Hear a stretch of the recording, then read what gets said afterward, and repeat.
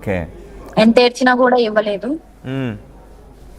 మరి ఇప్పుడెప్పుడు మూడోసారి పెళ్ళి ఎప్పుడు? ఇంక మూడోసారి బంధం ఇంకా విడిపోయినట్టుగా ఉంటుందని అఘోరి అమ్మ అంటుంది. ఈసారి వస్తే వదిలేదే లేదు అని అఘోరి అమ్మ అంటుంది. ఇప్పుడు మరి పెళ్ళికి ముహూర్తం పెట్టారా? అది అమ్మనే అడగాలి. చెప్పలేదా నీకు? అంటే సడన్ ప్లాన్స్ ఉంటాయి కదా. అంటే ఈసారి ముహూర్తం బహుశా ముహూర్తాలు పెట్టుకుంటే కలిసి రాదేమో. తాళుందా అక్కడ? ఎప్పుడు ఎప్పుడు పెళ్లి చేసుకోవాలనుకుంటున్నారు అఘోరి అమ్మ? ఎప్పుడు అనుకుంటున్నారు? అదే ఒక 2-3 months తర్వాత. 2-3 months తర్వాత. అవును, జ్యోతిర్లింగంలో అది కూడా.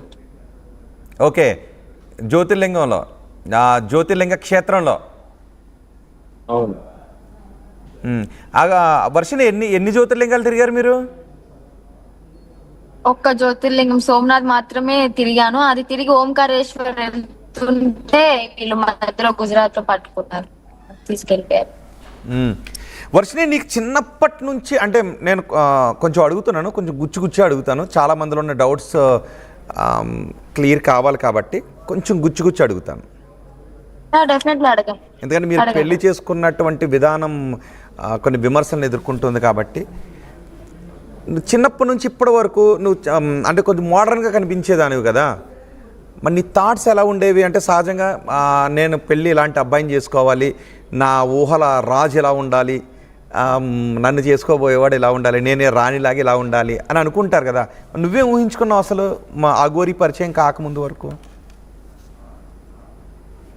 యా, అనుకున్నాను నేను కూడా, ఒక మంచి హస్బెండ్ వస్తే బాగుండు, ఇలాగా లైఫ్ లీడ్ చేస్తే బాగుంటది అని చెప్పని.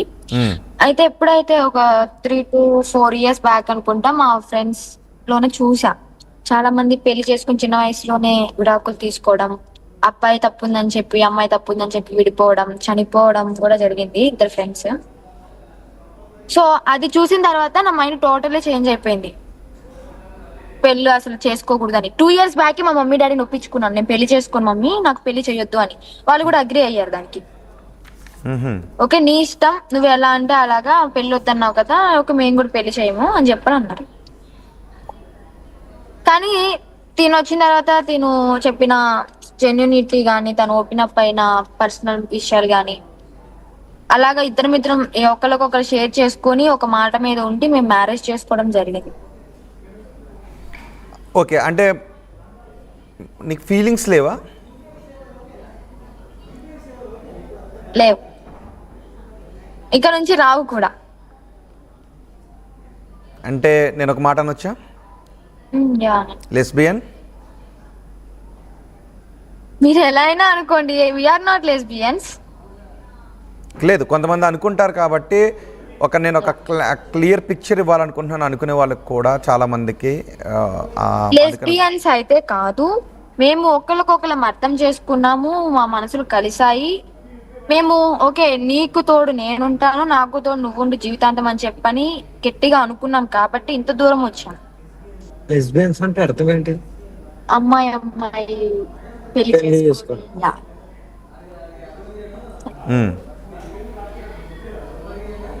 సో అఘోరితో పరిచయం ఏర్పడిన తర్వాతే ఫీలింగ్స్ ని చంపేసుకున్నావు, లేదు నీకు ఫీలింగ్స్ లేవు?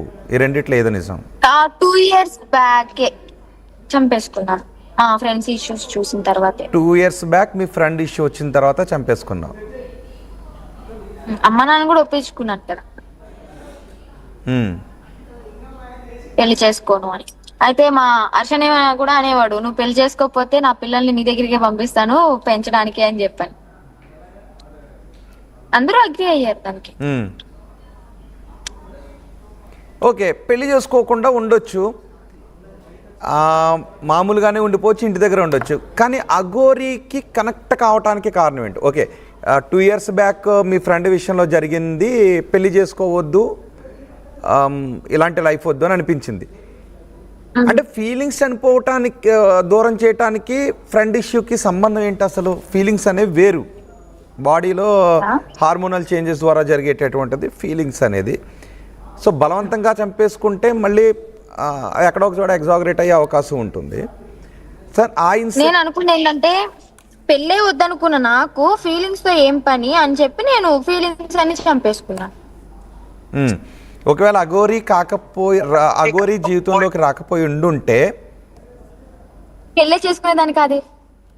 ఇంటి దగ్గర ఒంటరిగానే ఉండేదానివా, లేకపోతే ఎవరైనా ఇంకొక నచ్చిన ఏదో ఒక రకంగా సాధనకి వెళ్ళిపోయి ఏదో ఒక జాబ్ చేసి అమ్మ నాన్నకి హెల్ప్ చేస్తూ ఉండేదాన్ని.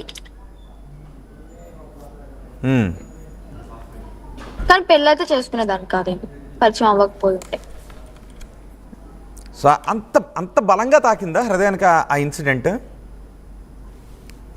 యా, అంటే నా బెస్ట్ ఫ్రెండ్ తను. ఎవరు తప్పెవరిదా ఇన్సిడెంట్లో? అసలు ఏం జరిగింది అప్పుడు? అంటే పెళ్లి చేసుకున్నారు మంచిగా, ఓకే, ఒక 2-3 months బానే ఉన్నారు. తర్వాత ఈ అబ్బాయి వాళ్ళ ఫ్రెండ్స్ మాటలిని కొంచెం తనతో వల్గర్ గా మాట్లాడడం అలా చేయడం, ఇంకా తను తట్టుకోలేక, అంటే ఎంతో ఇష్టంగా ప్రేమించి పెళ్లి చేస్తుంది, ఇంట్లో వాళ్ళు కూడా కాదని, కానీ తను అలా బిహేవ్ చేసేసరికి వాళ్ళ ఫ్రెండ్స్ మ్యాటర్ ఎత్తేసరికి బాధపడి టార్చర్ కొట్టేవాడు, తాగి కొట్టేవాడు. సో అలా టార్చర్ తట్టుకోలేక తను సూసైడ్ చేసుకొచ్చాడు. ఓకే, అంటే చిన్నప్పటి నుంచి కలిసి చదువుకున్న ఫ్రెండ్ కదా, అది ఇక్కడ టచ్ అయిపోయింది నాకు, అది ఎప్పటికీ గుర్తుంటుంది. సో ఆ ఇన్సిడెంట్ హృదయాన్ని పిండేసింది, అఘోరీ మాత్రం హృదయాన్ని తాకారు. యా, ఓకే, ఒకసారి ఏమి నచ్చాడమ్మా ఆయనలో? చూడు, జుట్టు చూడు, ఆ ఫేస్ చూడు, ఒంటిగా బూడు చూడు, ఏమి నచ్చాడు అసలు అఘోరీలో? నీకు ఏమి నచ్చింది? నిన్ను చూస్తేనేమో ఇంత చక్కగా ఉన్నావు, కుందన బొమ్మలాగా అందంగా ఉన్నావు, ఏదో ఒక ఇన్సిడెంట్ కోసం ఎలాగానే ఆయన చూడు అని అంటున్నారు చాలామంది. ఒకసారి చూసి నవ్వుకుంటున్నట్టున్నాడు ఆయన అక్కడ, ఒకసారి చూడండి, ఒకసారి నవ్వుకుంటున్నట్టు. ఏమి నచ్చాడు అసలు ఆయనలో నీకు? జెన్యూనిటీ ఇస్ ద మెయిన్ అండి. ఎవరిలోనైనా సరే జెన్యూనిటీ ఉంటేనే వాళ్ళు మనం నమ్మగలం చివరి వరకు. ఆ జెన్యూనిటీ అనేది నాకు కనిపించింది, నేను నమ్మాను. మరి చాలా మంది ఆయన్ని మోసగాడు ఫేక్ అఘోరీ అంత నటన అని చాలా మంది అంటూ ఉంటే, నువ్వు జెన్యూనిటీ నచ్చింది అంటున్నావు, అందరికీ అంటే విరుద్ధంగా మాట్లాడుతున్నావు. యా, గుడ్ క్వశ్చన్ అండి. ఫేక్ అంటున్నారు, తను అసలు అఘోరీయే కాదు అంటున్నారు. ఏ రకంగా అంటారు మీరు? తను డబ్బును ఆశించలేదు, ఏదో రాజకీయ పదవిని ఆశించలేదు, లేదా తను సొంతగా వ్యాపారాలను పెట్టుకోవడానికి, డబ్బు సంపాదించుకోవడానికి అలాగూ ఆశించలేదు. ఇంకా ఏ రకంగా మీరు ఫేక్ అంటారు? తను అసలు మీరు ఎలాగా మాట అనగలుగుతున్నారు? తను ఎందుకు వచ్చింది? సనాతన ధర్మం కోసం మొత్తం త్యాగం చేసి పోరాడడానికి వచ్చింది, ధర్మం కోసం అని. నా పోరాటాన్ని ఎందుకు చూడలేకపోతున్నారు అనేది నా ప్రశ్న. ఓకే, ఫేక్ అన్నప్పుడు మరి నమ్మని వాళ్ళు ఓకే ఆమె దగ్గరికి రాకండి, ఆమె కారు ఎక్కడ నాపి డిస్టర్బ్ చేయకండి, తను ఫేక్ రా అని చెప్పి వెళ్ళిపోవచ్చు కదా, ఎందుకు మీద పడి గొడవలు పెట్టుకుని వెళ్తున్నారు? మరి తనైతే ఏమి ఆశించి రాలేదు. ఇది నేను మిమ్మల్ని అడుగుతున్నాను, మీరు చెప్పండి, ఏ రకంగా ఫేక్ అంటున్నారు మీరు? అది ప్రజలకే వదిలేస్తున్నాం, ఫేకా కాదనేది. నేను సాధన చేసినా చేయలేదనే వాళ్ళేమో దగ్గర నిన్ను కుటుంబం నుంచి దూరం చేసి ఎత్తుకుపోయాడు అని అంటున్నారుగా. ఎవరు దూరం చెయ్యలేదండి. నా మనస్ఫూర్తిగా నేను ఇష్టపడి తన దగ్గరికి వచ్చి మేము పెళ్లి చేసుకుని బానే ఉన్నాము. మా పేరెంట్స్ విషయం అంటారా, వాళ్ళని రమ్మంటాము, కానీ ఇప్పుడే కాదు, కొంచెం టైం తీసుకుని వాళ్ళు కూడా మేము మా దగ్గరే ఉంచుకుంటాము. వాళ్ళు ఒప్పుకుంటే. వాళ్ళు ఒప్పుకోకపోతే ఇంకెక్కడో దూరంగా ఉండి చూసి హ్యాపీగా ఫీల్ అవ్వడం తప్ప, వాళ్ళు ఒప్పుకుంటే మాత్రం 100% మేము మా దగ్గరికి అయితే మేము వాళ్ళని తీసుకొచ్చుకుంటాం.